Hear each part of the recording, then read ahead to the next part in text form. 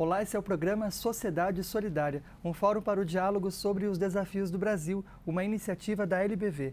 Na edição de hoje, nós falamos sobre o envelhecimento da população e um dos fenômenos que, infelizmente, ainda ocorre com muita frequência no nosso país e no mundo, o da violência contra idosos. Quem conversa conosco sobre este tema é o Dr. Fernando Binhardi, coordenador do Centro de Estudos do Envelhecimento da Universidade Federal de São Paulo, Unifesp.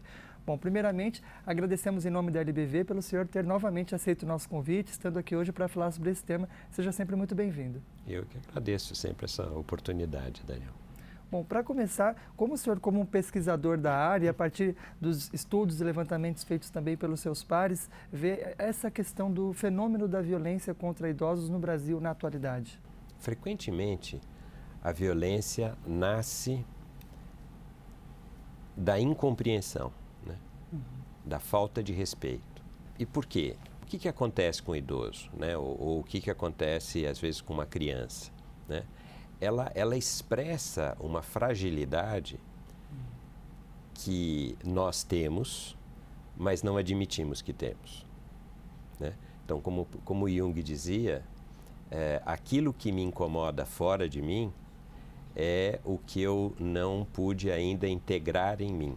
O senhor se refere a Carl Jung, que é um dos nomes precursores da questão da psicanálise. Médico, psicólogo, que criou a psicologia analítica, que é um modo de entender o ser humano, incluindo a espiritualidade. Então, diferente de Freud, que ficou mais na esfera do psiquismo, Jung entendeu que havia uma dimensão hierarquicamente superior ao psiquismo, que é a espiritualidade.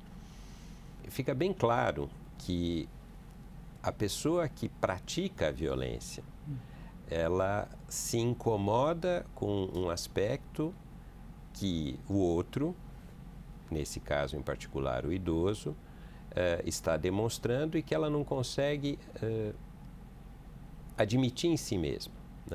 Então, se eu não admito a vulnerabilidade em mim, eu me incomodo com a vulnerabilidade alheia. Então, a violência sempre é o resultado de uma falta de autoconhecimento, que, projetada fora, leva a um desrespeito. Eu só respeito aquilo que eu conheço, aquilo que eu aceito, aquilo que eu acolho. Então, a violência sempre decorre de um não acolhimento. A gente vive hoje uma situação bastante inusitada, que é pensar em programas de humanização da saúde. A gente acaba se acostumando, mas é quase um contrassenso pensar que eu preciso fazer um programa de humanização de um gesto que é fundamentalmente humano. Eu acho que nós nunca vivemos uma fase tão alienada do ser humano em relação à sua própria essência e em relação ao seu universo ao redor. Então, nós vivemos numa sociedade que, infelizmente, favorece a alienação. Porque se você observar, isso é palpável.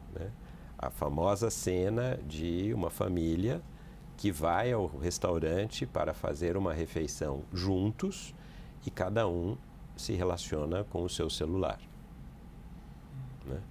Então, esses dispositivos que favorecem o ensimismamento, a pessoa fica em si mesma, gera uma maior dificuldade de reconhecimento e acolhimento do outro. Então, apesar da gente estar vivendo uma enorme facilidade informacional, em grande parte devido ao mundo digital, existe um empobrecimento relacional severo. O idoso, na nossa cultura pós-revolução industrial, é tido como um ser que já cumpriu a sua tarefa. Então, num modelo de revolução industrial, uma pessoa só é útil se estiver produtiva, se estiver trabalhando, né? Então, não existe uma valorização do saber, né, da sabedoria, mas sim da produtividade, né? Então, esse eu acho que é o maior problema e que, inclusive, isso vai se plasmando na própria pessoa. Então, por mais que hoje eu estou dizendo, eu comecei a prestar consultoria para programas de preparação para aposentadoria com certeza há mais de 20 anos. E foi marcante a dificuldade de uma equipe multiprofissional na época em conceber o que poderia ser um programa de preparação para aposentadoria. Isso por quê? Porque está embutido no nosso cotidiano, né, de que o indivíduo, ao finalizar a sua vida produtiva, deixa de fazer parte, né?